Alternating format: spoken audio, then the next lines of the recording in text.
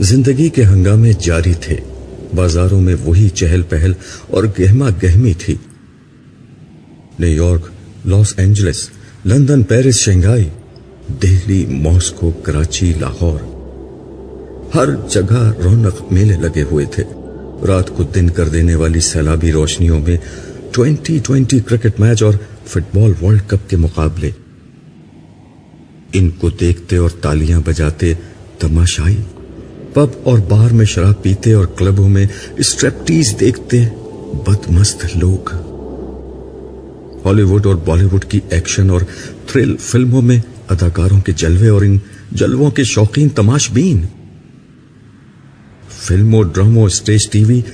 بیلے dance اور fashion shows میں تھرکتی مٹکتی اپنے جسم کی نمائش کرتی ماڈلز اور اداکارائیں، اور اس نمائش سے اپنی تجوریاں بھرتے سرمایہ دار، نئے دور کے نئے فاتحین عالم، ملٹی نیشنل کمپنیوں کے مالکان اور ان کو اپنا علم و ہنر بیچ کر اپنے مستقبل کے خواب بننے والے باصلاحیت نوجوان، میڈیا کی چمک دمک، صحافت کے مرچ مسالے اور بازار سیاست کے ماند نہ پڑنے والے مکر و فریب کے ہنگامے، بازاروں میں گھومتے اور خریداری کرتے مرد و خواتین اور ان کو بلاتی رجھاتی دکانیں اور دکاندار، عمرہ کے عشرت قدوں میں گونجتے ساز و آواز، غربا کے جھونپڑوں میں فخر و افلاس، شادی کی تقریبات میں خوشی کے نغمے، جنازوں اور ہسپتالوں میں غم و الم کے سائے، خدا کے نام پر اپنے مفادات کا تحفظ کرتے اہل مذہب، غریبوں اور ان کے مسائل سے ہمیشہ کی طرح بے نیاز اہل ثروت، کرپشن کی ناپاک کمائی سے اپنی جیبیں بھرتے سرکاری ملازم،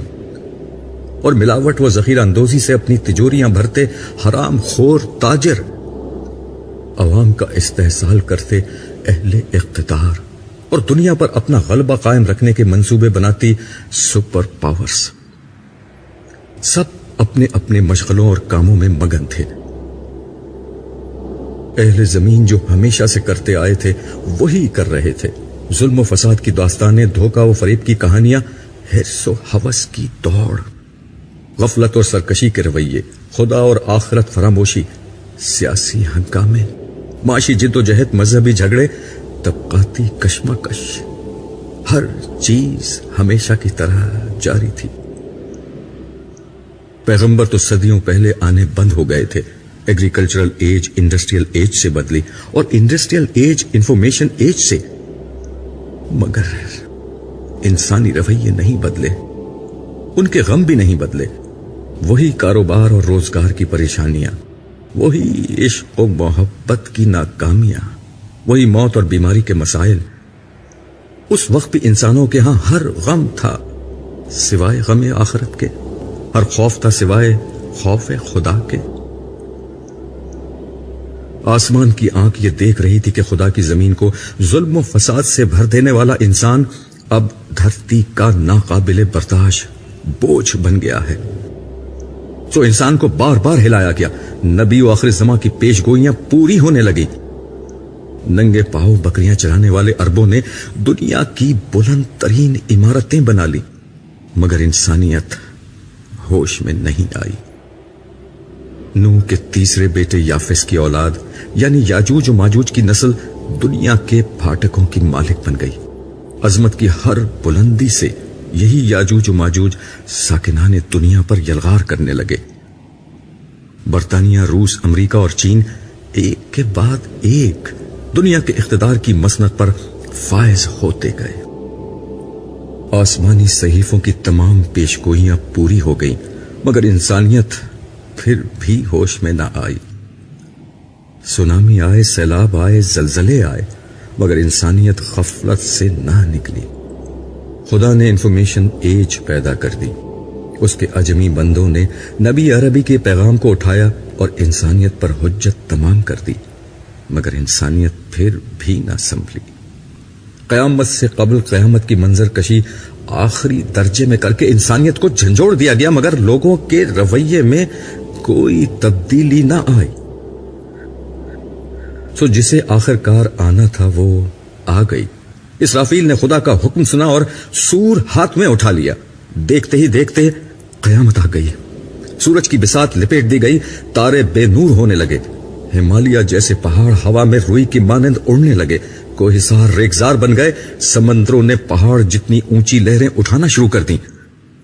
मैदान समंदर बन गए, जमीन ने अपने आतिशफिशा बाहर उगल दिए, वादियों में आग के दरिया बहने लगे, धरती ने अपने सारे जलजले बाहर निकाल फेंके, जमीन उलट पुलट हो गई, शहर खंडरों में बदलने लगे, इमारतें खाक होने लगी, आबादियां कब्रिस्तानों का मंजर पेश करने लगी। कमजोर इंसान की भला हैसियत ही क्या थी। वो जो कुछ देर कबल नए घर की तामीर के मंसूबे बना रहे थे, नई दुकान और नए कारोबार की मंसूबा बंदी कर रहे थे, शादी और निकाह की उम्मीदें बांध रहे थे, नई कार और नए कपड़ों की खरीदारी कर रहे थे, औलाद के मुस्तकबिल की प्लानिंग में मसरूफ थे,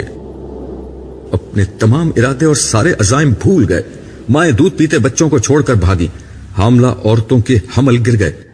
ताकतवर कमजोरों को कुचलते और नौजवान बूढ़ों को छोड़ते भागने लगे, सोना चांदी सरे राह पड़े हैं, नोट हवा में उड़ रहे हैं, कीमती सामान बिखरा हुआ है, मगर कोई लेने वाला समेटने वाला नहीं। घर, कारोबार, रिश्तेदार, नाता व असबाब सब गैर अहम हो चुके हैं, हर नफ्स सिर्फ अपनी फिक्र में है। आज इंसान सबको भूल गया है, सिर्फ एक खुदा को पुकार रहा है, मगर कोई जवाब नहीं आता। दहरिये और मुलहद भी नाम खुदाई की दुहाई दे रहे हैं, मगर कोई जाए आफियत नजर नहीं आती। बर्बादी के साए पीछा नहीं छोड़ रहे, मौत हर जगह ताक़ुब कर रही है, मुसीबत ने हर तरफ से घेर लिया है। आखिरकार जिंदगी मौत से शिकस्त खा गई, जिंदगी खत्म हो गई, मगर इसलिए कि जिंदगी को अब शुरू होना था।